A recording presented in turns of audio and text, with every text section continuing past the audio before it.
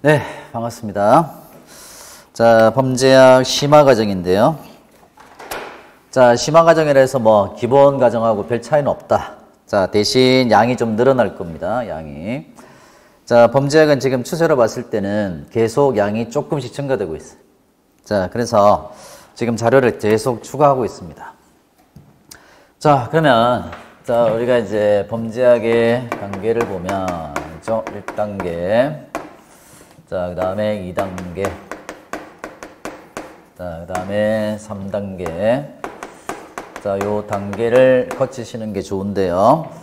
자, 첫 번째 단계가 기본 이론이다. 기본 이론. 자, 기본 이론. 자, 그 다음에 단계가 기출입니다. 기출. 자, 기출 문제. 그 다음에 세 번째 단계가 자, 동형이야, 동형. 자, 범죄학은 접근 방법이 조금 간단합니다. 자, 그 다음에 동형에다가 마무리, 그죠? 자, 마무리. 자, 이렇게 더해서 3단계가 될 건데요. 자, 제가 보기에는 1단계만 잘 하셔도 2단계, 3단계는 그냥 무난하게 간다. 자, 보통 이제 1단계랑 2단계랑 3단계랑 연결되어서 단계별로 가는 게 다른 과목은 좋아요. 다른 과목은 보통 이제 단계별로 학습하는 목표가 달라요. 학습 목표가. 자, 다른 과목의 경우는 말입니다. 기본 이론을 이제 그 구구단이라 생각하시고, 그 다음에 이제 곱셈이 나왔을 거 아니죠? 곱셈을 문제로 계속 대응을 하시는 거예요. 연습을 하시고, 동형은 곱셈의 조금 높은 레벨, 실전같이 이제 풀어가는 과정인데, 학습 목표가 좀 다르다. 근데 범죄학은 말입니다. 이론만 잘 정리를 해도 이론의 범위를 거의 벗어나지 않을 거다. 아시겠죠? 자, 근데 이론이 너무 많다는 거야. 그죠? 이론이 너무 많다. 자, 그러면 요 기본 이론 과정하고 자, 지금 해야 될 심화 이론이죠. 심화 이론. 자, 심화 이론. 자, 심화 이론인데요. 자, 요거랑 거의 같다고 보셔도 무방합니다. 자, 그래서 기본 이론하고 심화 이론은 뭐 별 차이가 없다. 자, 그런데 양이 조금 더 기본 이론보다 양이 조금 더 늘어났다. 자, 그래서 최근에 이제 나오는 유형론. 자, 지난번에 이제 뭐 강도의 유형, 뭐 강간의 유형, 스토킹의 유형, 유형론이 좀 많이 나오고 있는데 유형론을 계속 만들어 봤어요. 계속 추가하고 있는데 자, 그래서 이제 범죄학이란 교재에서 자, 논하는 자, 유형론이 자꾸 늘어날 거예요. 그 파트가 늘어날 거야. 이론이 늘어나는 것이 아니라 이론은 아마 그대로 있을 거고 자, 시험에 자주 안 나왔던 유형론을 계속 아마 증가시켜서 내지 않을까. 근데 문항수는 많지 않아요. 자, 실제로 이제 한 80% 정도는 그대로 고정됐다 생각하시고 20% 정도가 조금씩 추가된다. 그래서 회를 거듭할수록 아마 유형론이 계속 이제 증가되어서 학습량이 증가되지 않을까. 근데 문항수는 여전히 2개 아니면 3개. 많아봐야 2-3개밖에 안 된다. 대신 학습량은 계속 늘어날 전망으로 생각이 됩니다. 자, 그래서 자, 심화 이론에서는 유형론. 자, 유형론을 좀 많이 추가할 거예요. 자, 유형론. 자, 우리 기본서에 없는 내용들이 프린트로 나갈 겁니다. 자, 프린트 나갈 거고. 자, 그 다음에 뭐 신이론들 있죠? 새로운 이론들. 자, 신이론. 자, 신이론들까지 뭐 추가되어서 나올 것 같지는 않지만 그래도 조금은 학습을 해야 될 겁니다. 자, 보통 이제 기본서에 있는 내용들은 1980년대 이전의 이론들이에요. 자, 근데 이제 1990년대 이후에 나왔던 이론들. 자, 조금 이제 특이한 이론들까지 경찰 간부, 경위 공채에서 이런 이론들을 조금 내기 시작하더라고. 그래서 우리도 조금은 대비해야 되지 않을까 싶습니다. 자, 그 다음의 과정이 기출인데요. 자, 우리가 할 과정은 요 심화 이론 과정이고. 자, 근데 문제는 기출이다. 그러면 기본 이론과 기출과의 개연성을 우리가 연습을 좀 하면 좋은데 문제는 기출이 없다. 이때까지 이제 기출을 보면은 뭐 120개밖에 안 된다. 우리 시험에 나왔던 이제 뭐 경찰 간부 문제도 그렇고 우리 시험 문제도 그렇다 치더라도 몇 개가 안 된다는 거예요. 우리는 20개밖에 안 되잖아요. 그래서 이제 이번에 3번째 봤나? 자, 4번째 봤나? 4번째 해봐야 이제 80개밖에 안 돼. 80개. 자, 그러면 경간부 40개에서 이제 80개에서 160개. 많아봐야 160개. 자, 그리고 이제 뭐 경찰학에서 범죄 파트에 좀 일부를 더 더한다 치더라도 200개 내외다. 우리가 풀 수 있는 문제들은. 그래서 어쩔 수 없이, 그죠? 이 기출 문제는 뭐 경비 지도사 문제가 있고요. 경비 지도사. 자, 그 다음에 사법시험. 자, 사법시험에 나왔던 거. 자, 사법시험. 자, 그 다음에 교정학에서 나오는 일부. 자, 교정학. 교정학도 범죄학 파트가 좀 있어요. 자, 그 다음에 이제 경찰학에 나왔던 이제 범죄학 이론들. 자, 이런 것들을 다 섞을 수밖에 없다. 자, 근데, 자, 문제 난이도를 보면은 경비지도사가 제일 얇습니다. 그냥 딱 보면 답 나와요. 보면 답 나오는 거야. 외우면 답이 나온다. 자, 사법시험은 유형 변화가 조금 있어요. 지문도 길고, 그 다음에 유형 자체의 변화가 심하기 때문에. 자, 여기에 난이도 하라면 사법시험은 난이도가 한, 자, 상급 정도 됩니다. 상급. 자, 교정학이나 경찰학은 난이도가 그렇게 높지 않아요. 한 중간 정도 된다. 자, 예를 들면 난이도가 요게 하다. 자, 요거는 상이다. 자, 요거는 뭐, 이제 하중? 예, 중 정도? 예, 중 넘어갈 것 같진 않은데, 이것도 중 정도 됩니다. 자, 근데 이 문항수가 몇 개 안 된다. 그래서 요걸 다 합쳐야만 기출이 만들어질 건데, 우리 시험과의 개연성으로 본다면 좀 떨어집니다. 우리 시험은 너무 높지도 않고 너무 낮지도 않아요. 아시겠죠? 중간 정도의 문제를 이제 골라서 하면 좋은데, 경비지도사는 너무 쉽고, 사법시험은 너무 길고, 이제 복잡하단 말이야. 그 다음에 경찰학은 그렇게 깊이가 없어요. 그렇게 깊이가 없고, 좀 짤막짤막하게 나와 있고, 요즘에 낼 게 없었는지 사례형 문제를 조금 내고 있는 추세에 있는 거고. 그래서 이거를 다 퉁틀어서 했을 때죠. 우리는 여기에 한 중간 정도의 레벨로 준비를 하시면 되지 않을까. 중간 정도. 자, 중간 정도니까 경비지도사 문제가 다 풀린다고 해서, 다 풀린다고 해서 너무 쉬운 것도 아니고, 사법시험 어렵다고 해서 너무 어려운 것도 아니다. 그래서 한 중간 정도 레벨로 준비를 하시면 될 것으로 판단이 됩니다. 자, 그래서, 자, 이 기출 문제가 조금 애매하다. 자, 그래서 우리는 어쩔 수 없이 다른 시험에 나왔던 것들, 관련성 있는 것들 갖다 놓고 짬뽕을 해서 할 수밖에 없다. 자, 그 다음에 이제 동형에서 이제 제가 승부를 볼 건데요. 동형은 어떻게 만들어질 거냐면은 기존에 나왔던 문제 당연히 다뤄야 될 거고, 그 다음에 앞으로 나올 수 있는 문제들을 예상을 해야 돼요. 자, 그래서 이제 범죄학은 기출 문제가 얼마 없기 때문에 문제를 만들어가면서 할 수밖에 없다. 경향에 맞춰서. 그래서 아마 동형에서 우리가 조금 더 좀 깊게 문제를 다룰 수 있게 되지 않을까. 그래서 이번에 이제 동형에다가 제가 문제를 좀 많이 만들어 넣었었거든요. 이제 그 만들어 문제가 1번으로 바로 나오대. 근데 그걸 틀렸더라고, 선생님이. 아니, 문제 똑같이 나왔던데, 보니까.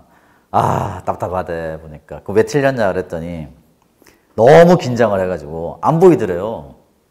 그럼 안 보이면 체크해놓고 넘기면 되잖아. 그럼 편하게 풀고 나중에 돌아와서 마음 편해졌을 때 풀었으면 그냥 읽으면서 답 나오는 건데 그걸 틀렸더라고. 물론 붙긴 붙었어요. 붙긴 붙었는데 하나 더 맞추면 좀 안정권에 들어갈 거 아니야. 불안해가지고 붙어가지고 어떡할 거냐고. 자, 그래서 이 동형에다가 좀 승부를 많이 봐야 되지 않을까. 자, 그래서 다른 과목과 조금 다릅니다. 자, 다른 과목들은 단계별로 학습을 하셔야 돼요. 단계별로. 이거 하면서 바로 뭐 동형을 한다든가. 자, 어렵고요. 그 다음에 기본 이론 들으면서 기출을 바로 풀되 다 풀지는 마라. 시간도 안 되고. 그리고 풀어봐야 50점밖에 안 나온다. 절반은 받고 절반 틀린단 말이에요. 자, 왜냐하면 이게 완벽하게 잡히지 않은 상태에서 기출을 풀게 되면 오히려 더 헷갈릴 수 있어요. 그래서 쉬운 거 한 30% 정도만 자, 1춘 안에서 푸는 게 좋지 않을까. 그 다음에 나머지는 기출 문제를 풀면서 선생님과 같이 문제를 다루는 요령들을 익히는 거예요. 자, 요즘에는 다른 과목들의 유형 변화가 심하단 말이에요. 다른 과목들은. 자, 근데 다행스럽게 범죄학은 유형 변화가 없다. 그냥 액면가대로 주는 거예요. 액면가대로. 뭐는 뭐다, 뭐는 뭐다. 그래서 잘만 기억하면은 생각보다 유형이 쉬워요. 근데 다른 과목들은 워낙 출제가 많이 있다 보니까 빚과 내기도 하고 사례도 만들고 판례도 끄집어내가지고 복잡하게 만든단 말이에요. 그래서 다른 과목들은 유형에 맞는 풀이를 만들어내야 돼요. 근데 범죄학은 그럴 필요가 없다. 그냥 기본 이론에서 나왔던 정리된 내용대로 그냥 연결해서 푸는 거예요, 그냥. 그래서 어떻게 보면은 암기일 수 있다. 근데 범죄학은 암기에 그쳐서는 안 된다. 정확한 핵심을 찾아야 돼요. 그래서 통상적으로 봤을 때는 맞는 문장처럼 보이지만 그 이론은 반대로 설명하고 있거든. 그렇다면 그 핵심 이론에 대해서 이제 핵심 내용을 파악하지 않으면 자, 낚일 수도 있다라는 거예요. 낚일 수도 있다. 자, 그래서 자, 이런 문제들이 조금 접근 방법이 다르다. 자, 그래서 자, 우리가 이제 심화 이론을 하긴 할 거지만 양을 조금 더 증가시킬 거예요. 어제까지 작업해 보니까 A4 용지로 한 35페이지 정도 나오더라고. 더 추가될 건데 한 40페이지 내외가 되지 않을까. 이제 추가될 내용들이.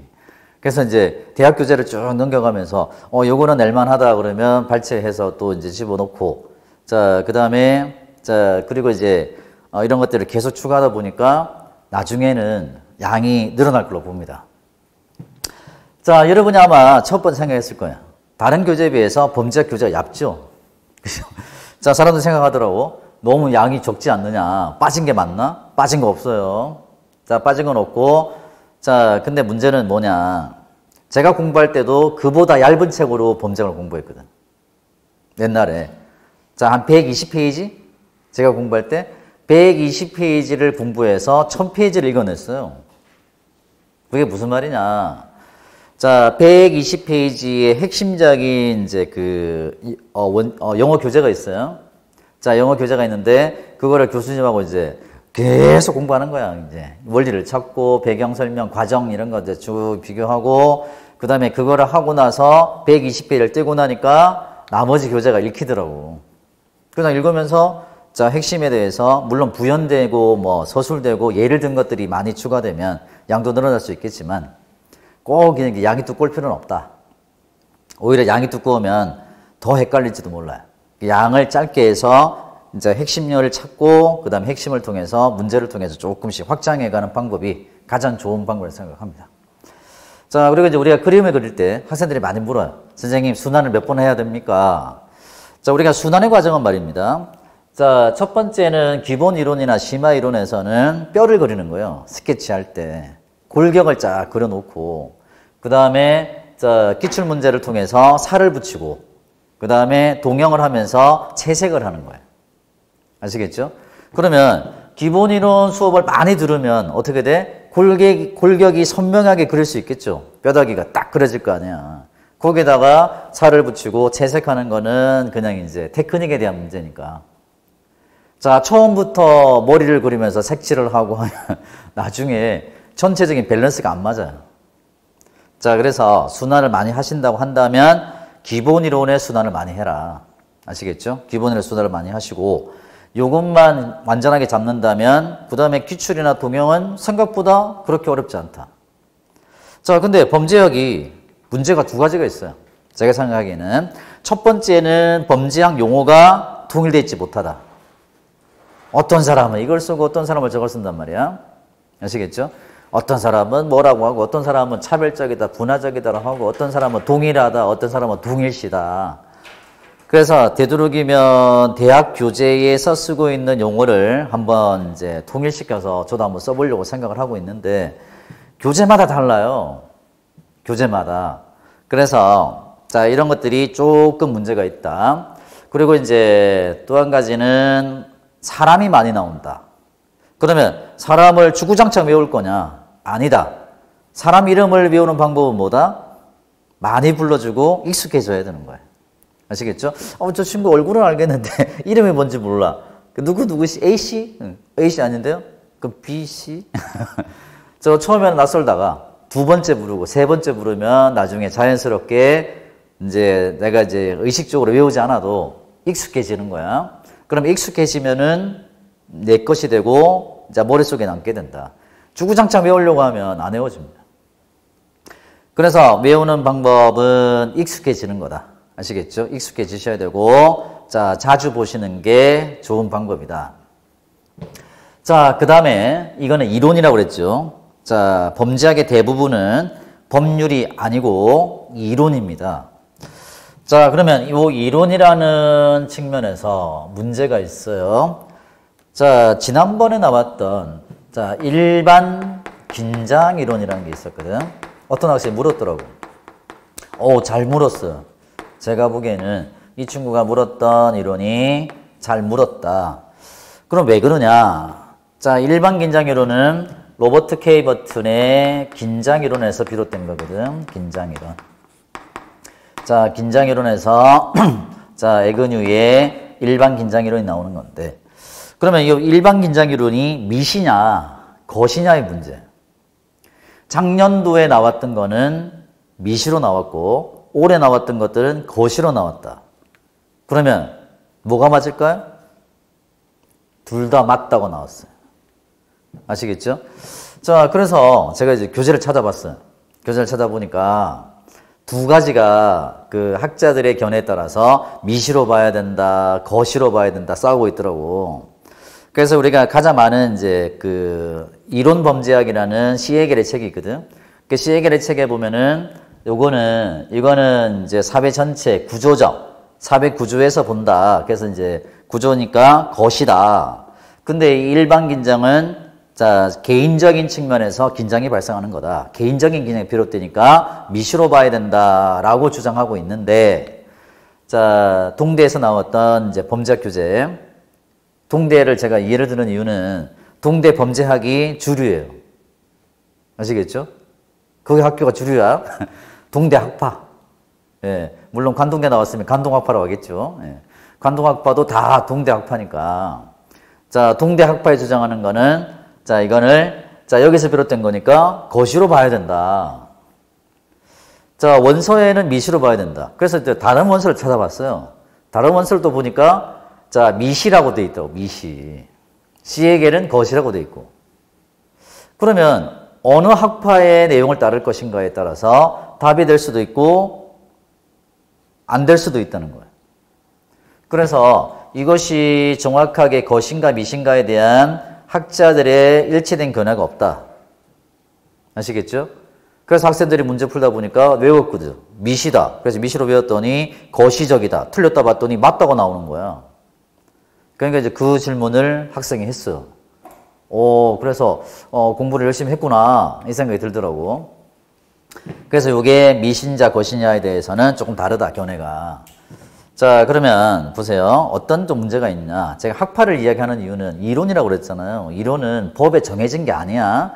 그러면 법에 정해진 게 아니니까 어떻게 하겠어요? 자, 어떤 사람이 많이 주장하느냐. 그죠? 그러면 주류 학파가 있을 거 아니에요. 주류 학파. 그러면 주류 학파가 있고 그 주류 학파에 반대되는 소수 학파도 있겠죠? 아시겠죠?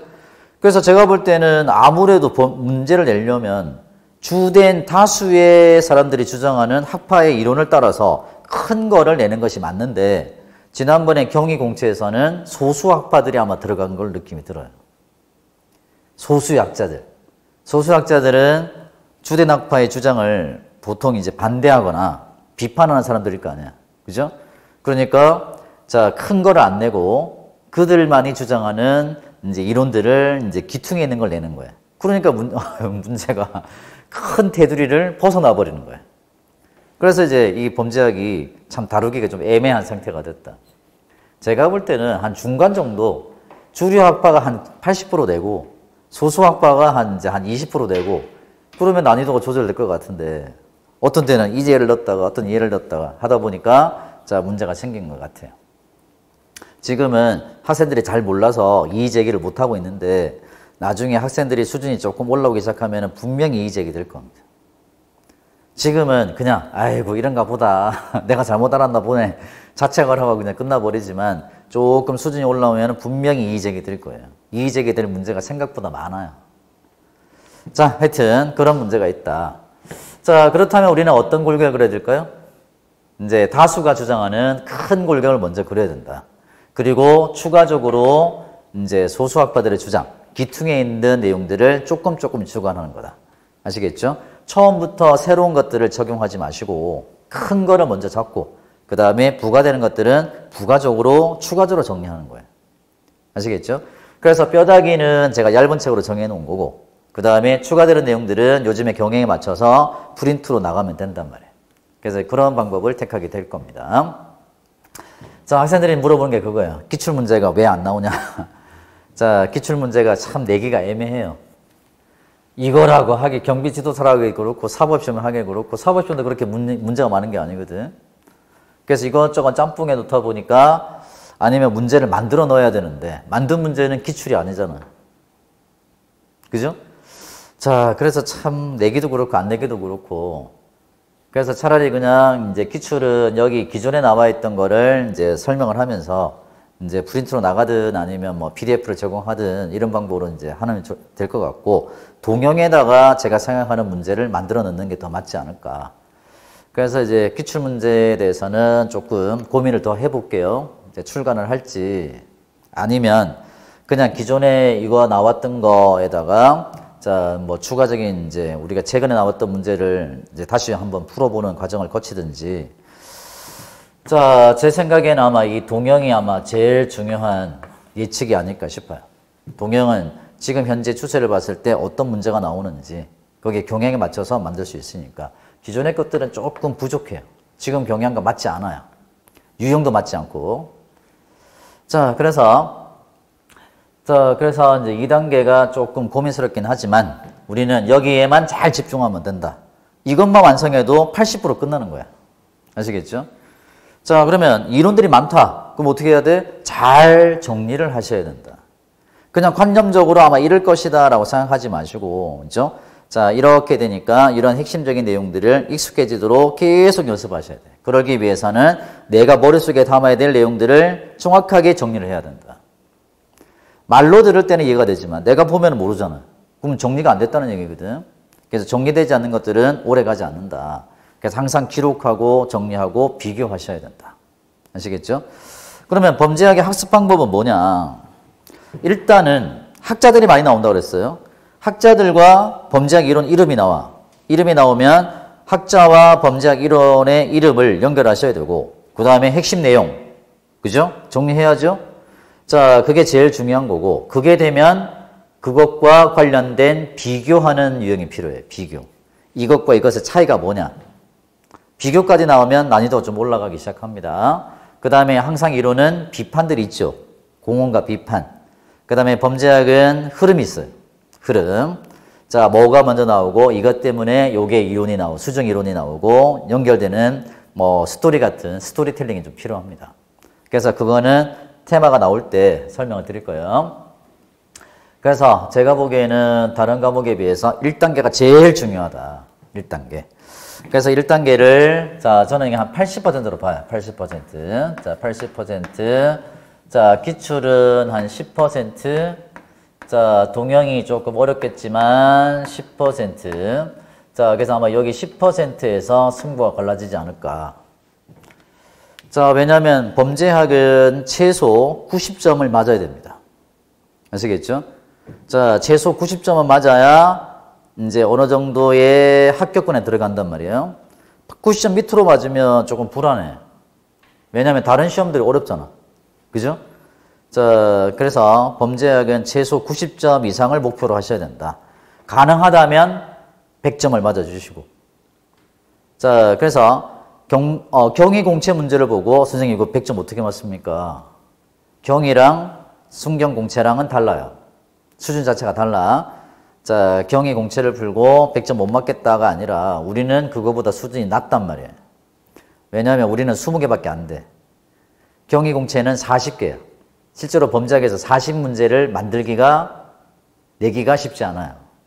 그럼 어떻게 해? 기존에 거 다, 큰 거 다 내고 나면 한 10개 남거든. 10개 남으면 같은 걸 낼 수는 없잖아. 그럼 어떻게 하겠어요?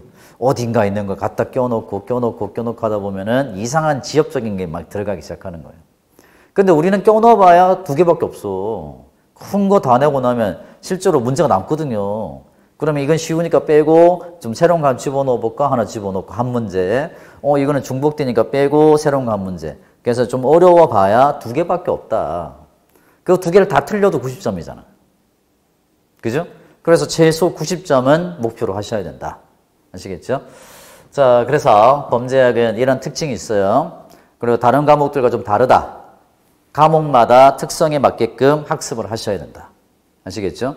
똑같은 학습 방법이 맞지 않다. 법학을 공부할 때랑 이론을 공부할 때는 접근 방법이 당연히 달라야 됩니다. 아시겠죠?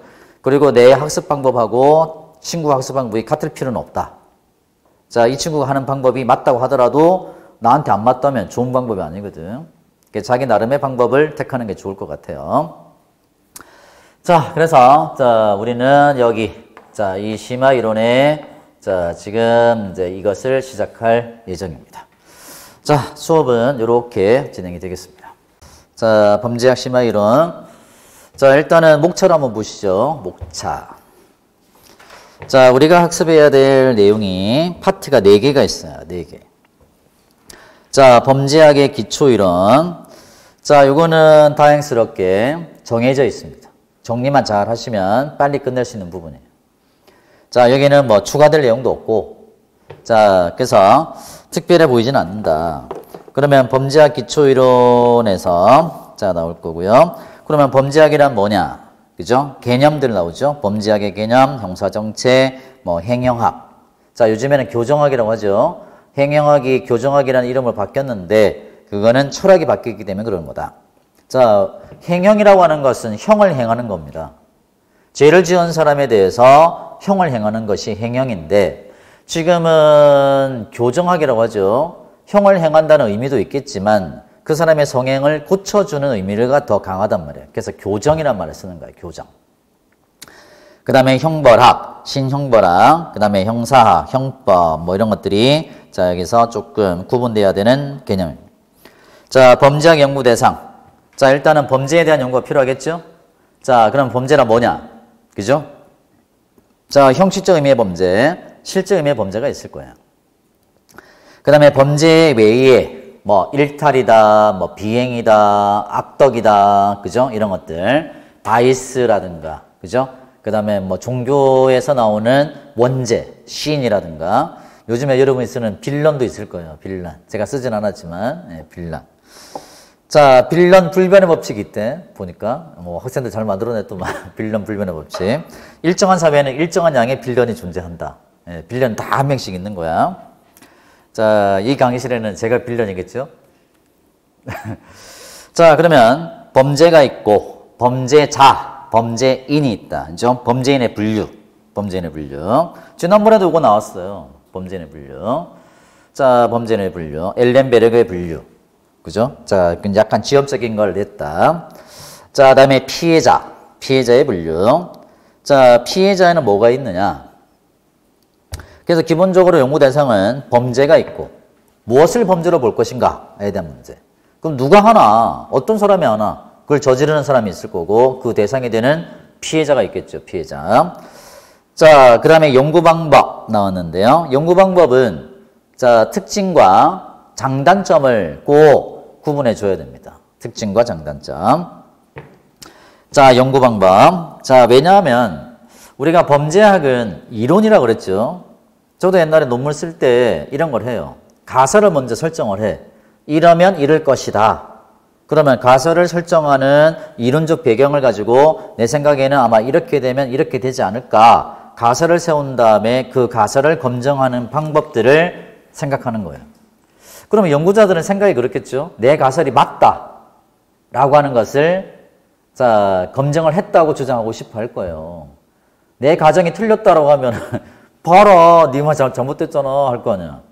그래서 아마 연구자들이 연구 방법을 연구를 해야 되는 이유가 있어요. 누가 해도 똑같은 결과가 나와야 돼.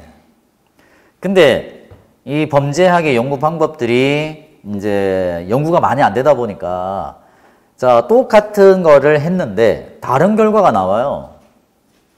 그래서 문제가 생긴다. 이게 일반화의 문제라는 게 일반화의 문제. 자, 일반화의 문제. 그러면 이게 일반화라는 문제들이 계속 연구 방법에서 나오는 거예요. 자, 그러면 일반화라는 게 뭐냐?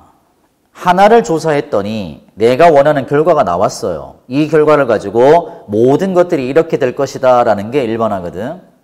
그러면 하나의 사례를 가지고 전체가 그렇다? 사람들이 인정하지 않을 거예요. 그래서 우리가 연구 대상의 범위가 넓을수록 일반화가 쉬운 거고 연구 대상화 범위가 좁을수록 일반화가 어렵게 되는 거예요. 자, 어떤 사람들이 그러죠. 내가 만났던 사람, 뚱뚱한 사람이 성질이 더럽더라. 예를 들면 하나의 케이스를 알고 있는 거야. 그래서 쟤도 뚱뚱해. 그럼 쟤도 뚱뚱하니까 걔도 성질이 더러울 것이다 라고 일반화의 오류를 범하는 거예요. 자, 여러분도 생각하죠. 누가 이쁘다더라. 그죠? 그 네 생각이지. 아니, 친구가 그러더라고요. 친구 몇 명? 한 명? 아니, 2명 이러던데요? 그러면 모든 사람들이 너를 이쁘다고 생각하느냐? 그거는 네 착각이다. 그죠? 100이면 100. 다 똑같은 결과가 나와야 되는데 그렇지 못한 경우. 일반화 문제가 생기는 거예요. 일반화. 그러면 연구 방법론은 자, 실험적 방법, 참여 관찰. 그러니까 저도 이제 여기다가 문제를 많이 만들었어요. 그러니까 이번에 2차 1번 문제가 그거였거든. 그럼 우리가 설문조사라고 하는 거는 연구자가 직접 범죄를 연구하는 것이 아니라 그것을 경험했던 행위자나 피해자, 그 다음에 제3자를 통해서 그 결과를 얻어내는 거예요. 그러면 이게 직접이야, 간접이야? 간접적인 방법이다. 동영에다가 제가 그걸 냈었거든요. 설문조사는 간접적인 방법이다. 그래서 그걸 여러 번 냈단 말이야. 3번 정도 냈어요. 근데 그게 이번에 1번 문제 나왔더만. 답 4번이더만. 보니까 읽었다 보니까 나왔네. 쉽게 나왔던데 그거를 틀렸더라고. 공부 잘하는 학생이. 틀린 이유는 딱 한 가지. 너무 긴장했대. 자, 그래서 시험 전에 긴장도를 낮춰라 하는 이유야. 모든 힘을 다 빼야 편하게 문제를 풀어야 편하게 답이 나오는 거지. 너무 긴장하면 실력 발휘가 안 돼요. 자, 그래서 이제 참여 관찰, 자, 개별 사례 조사, 표본 조사, 계열 조사라고 합니다. 그 다음에 추행 조사, 그 다음에 기본 연구 방법, 암수. 자, 암수의 문제도 중요하죠. 그죠? 우리가 주로 연구 대상으로 삼는 것이 통계입니다. 통계. 통계는 우리가 알고 있는 거예요. 그죠? 알고 있는 거, 우리가 이제 인지한 것을 통계로 삼는 건데, 그러면 인지되지 못하는 거는 발생을 했지만 우리가 모른다 이거죠. 이게 암수다, 암수. 그러면 우리가 이제 범죄를 연구하려면 자, 암수를 해결해야 된다. 그러면 암수를 조사하는 방법이 또 나와요. 자, 행위자, 이제 자기 보고 조사, 그 다음에 피해자 조사, 그 다음에 제3자, 정보 제공자 조사라는 방법을 통해서 암수를 조사하고자 하는 거예요. 자, 암수. 자, 그 다음에 범죄학의 변천, 그 다음에 범죄 원인의 유형. 제일 중요한 게 범죄 원인론입니다. 이 범죄 원인론의 절반 이상이 나와요. 거의 10개 중에 10개 이상이 원인론에서 나올 겁니다. 원인론. 이 원인론만 잡으면 범죄가 끝나는 거예요. 실제로. 그러면 이 범죄 원인론이 거의 절반 이상이 나올 건데, 자, 그리고 이제 공부를 해보다 보면 그렇게 많다고 하지만 그렇게 많지도 않아요. 많지도 않다. 자, 그러면 이 범죄 원인론에서 자, 기본적인 베이스가 되는 게 있죠. 의사결정론, 의사비결정론. 자, 의사결정론, 비결정론. 자, 사람들은 범죄 행동을 할 때, 자, 할지 안 할지를 결정할 수 있을까? 아니면, 자, 아예 처음부터 결정이 되어 있을까라는 거예요. 자, 내가 범죄를 하고 안 하고, 내 자유의사에 따라서 할 수도 있고, 안 할 수도 있는 것인지, 내가 할 수밖에 없는 것인지. 자, 이게 결정론과 비결정론. 그 다음에 소질론과 환경론이 있죠? 소질론, 환경론. 자, 그러면 소질에 기인한다라는 게 소질론이고, 환경에 기인한다라는 게 환경론인데, 옛날에는 무지하게 싸웠어요. 소질론과 환경론. 근데 요즘에는 이제 통합주의죠, 통합주의. 그죠? 소질에 기인한 것도 있고, 환경에 기인한 것도 있다. 그렇게 되다 보니까 중요 원인이 뭔지를 모른다. 중요 원인을 모르면 대책을 세우기 어려워요. 그죠? 그래서 이걸 어떻게 할 거냐. 결국에는 갈 수밖에 없는 게 유형론으로 가는 거예요. 유형론. 종점이 유형론이야. 그러면 살인에 대해서만 들여다보는 거죠. 그럼 사람들은 살인을 왜 저지르나? 그래서 대학 교재를 보니까 자, 제가 이제 두께를 봤어요. 페이지 수를. 이론이 만약에 전체 교재의 3분의 1밖에 안 되고 나머지가 다 유형론이에요. 근데 우리가 유형론은 시험 문제가 많이 없어. 우리 시험 문제는 두 개에서 세 개. 많이 나와봐요. 두 개, 세 개. 자, 빈도수가 높지 않다. 그죠? 빈도수가 높지 않아요. 문항수도 많지 않고. 근데 아마 요게 교수님들이 낸다면 낼 거예요. 자, 그래서 지난번에도 스토킹의 유형. 스토킹이 나왔고, 지난번에 또 강간의 유형 나왔나? 강간의 유형. 자, 그래서 이게 보통 이제 기본서에 없는 내용인데, 대학 교재에서 많이 다루는 것들을 냈더란 말이죠. 자, 일단은 범죄 원인론, 고전주의 범죄학, 실증주의 범죄학. 고전주의가 있고 실증주의. 그러면 고전주의와 실증주의는 당연히 비교가 돼야 되는 내용이에요. 고전주의, 실증주의. 아마 이번에 2번 문제가 고전주의, 실증주의 나왔던 것 같은데? 2번 문제? 고전주의와 실증주의를 비교하는 문제 아마 나왔던 것 같은데? 그것도 쉬웠어요.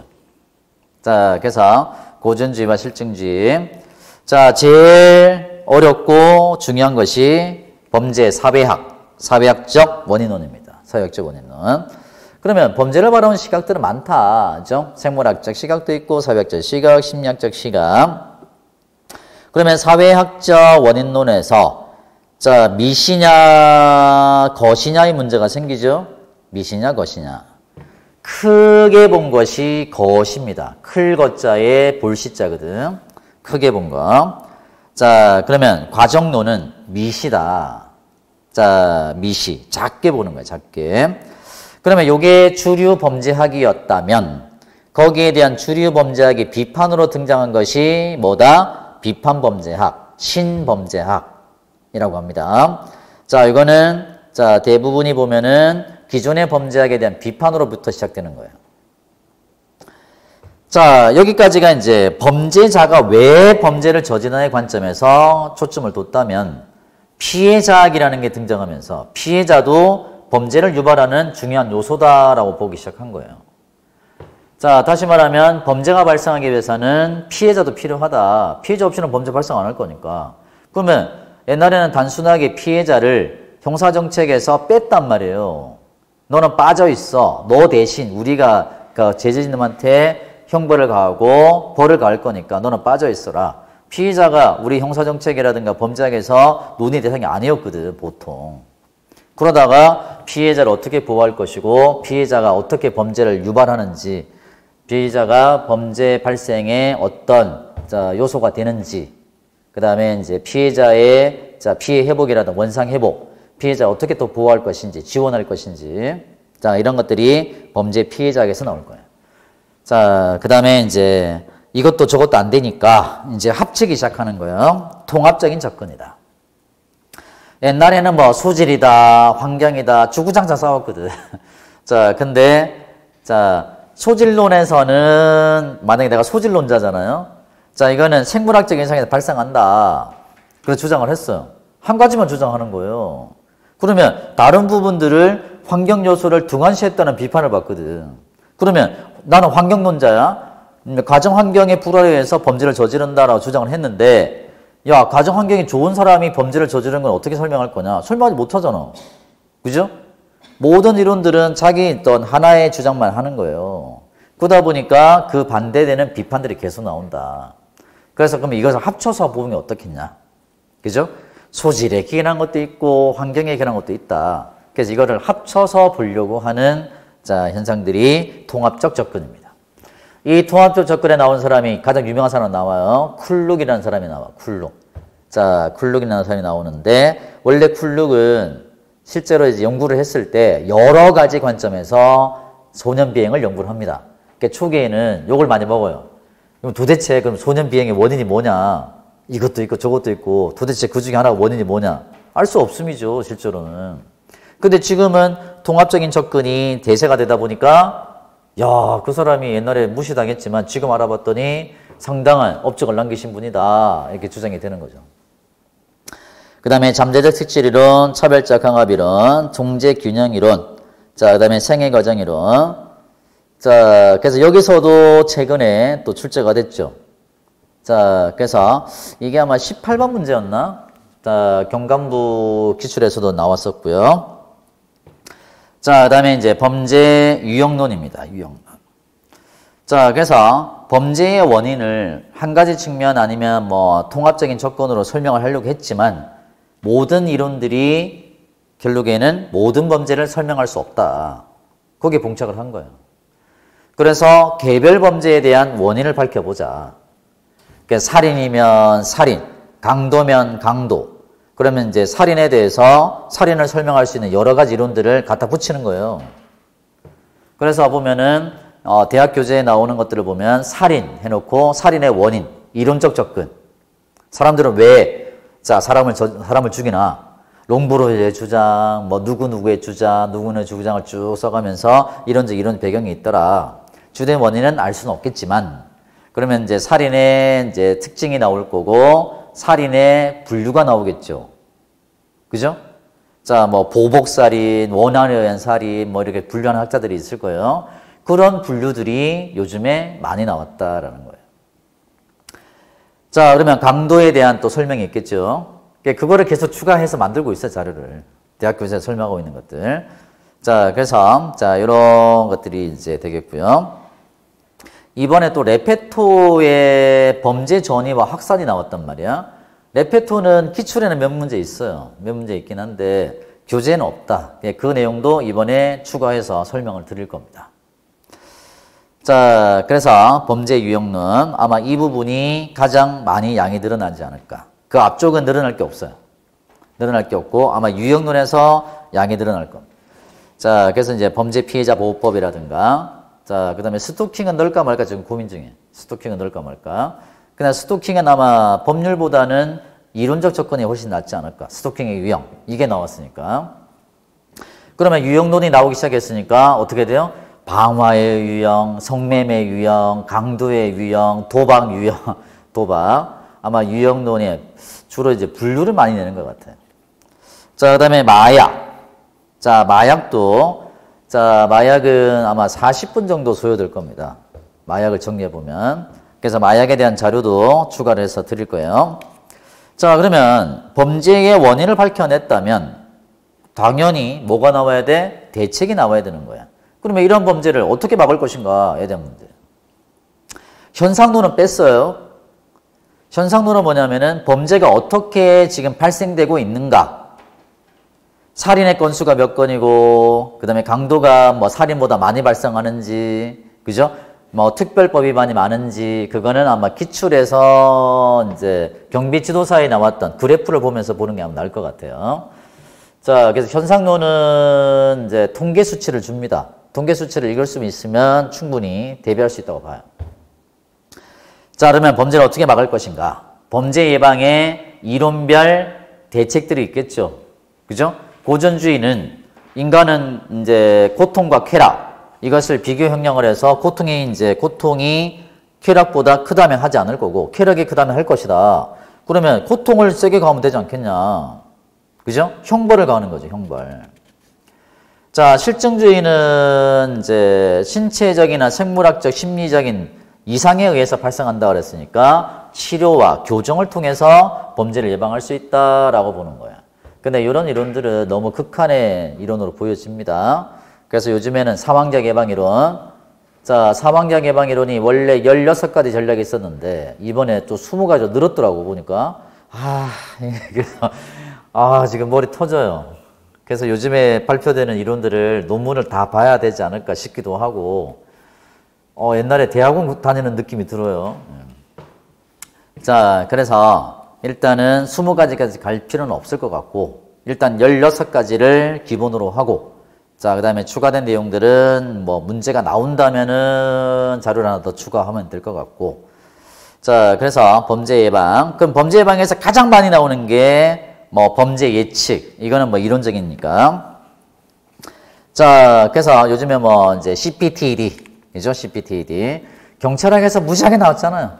기출만 해도 30몇 개 된다. 뭐 딱 정해진 대로 내는 거지. 그죠? 그 다음에 범죄 예측. 범죄 예측의 단계. 그 다음에 전환. 그죠? 전환.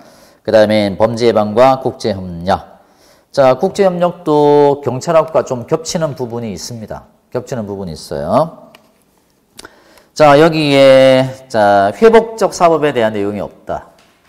자, 그래서 이제, 브레이스웨이터의 재통합 수치론을 추가를 할 거야, 여기에.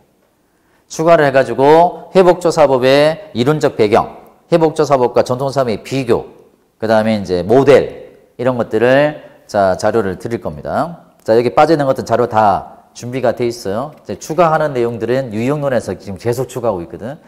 지금 어디까지 추가해야 될지를 정하지 못해서 지금 아직 못 드린 거고, 거의 제가 볼 때는 아마 한 8, 90%는 자료가 지금 만들어져 있는 상태입니다. 그래서 끝나기 전에 자료를 드릴 테니까 이제 거기다 추가를 할 거예요. 자, 그래서 그거는 우리가 지난번에 시험 보기 전에 자료가 나갔어요. 자, 자료가 나갔었는데, 그리고 기출에서 회복조사법에 대한 문제를 많이 풀어봤어. 그 문제가 이번에도 출제가 됐고, 자, 그래서 이제 그런 이제 추가적인 내용들을 정리를 하면 될 겁니다. 자, 그래서, 자, 우리가 학습해야 될 내용, 자, 한번 뼈다귀를 봤어요. 자, 그러면 뼈를 그렸다. 자, 그 다음에 이제 하나씩 봐가는 거죠. 하나씩. 자, 그리고 범죄학 이론이 이론이다 보니까 아주 추상적입니다. 추상적이니까 조금은 구체화시켜서 내 것으로 소화를 시켜야 돼요. 아시겠죠? 그리고 이제 학자들마다 용어가 좀 다르다라는 거에서 다른 용어를 쓸 수 있을까라는 의문점도 좀 가져야 된다. 자, 그래서 자, 여기까지 개론을 봤고요. 자, 좀 쉬셨다가 자, 6페이지에 범죄학의 개념부터 자, 이어가겠습니다.